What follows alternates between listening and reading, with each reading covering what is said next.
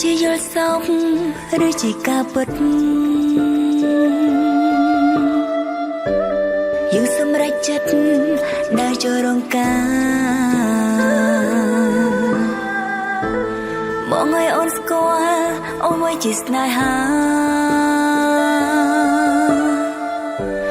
ទាំងនៅធ្លាប់គិតថាខ្លួនគ្មានថ្ងៃរៀបការឡើយអ្នកណានឹងមុនអាចមានថ្ងៃនេះ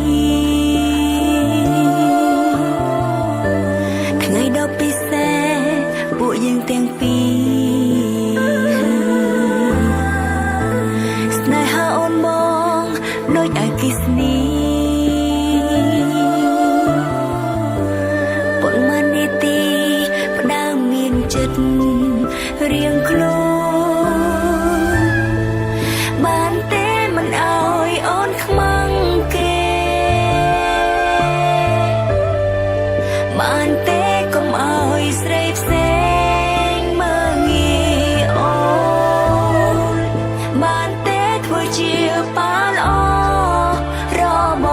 ស់កូនបានទេអូនសូមប៉ុណ្ណឹង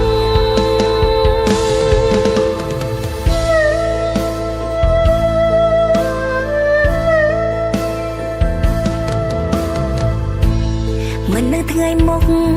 មកប្រែយ៉ាងម៉េចត្រឹមនឹងពេលនេះបងល្អណាស់អាយុបងក្មេងតែរឹកបងចាំ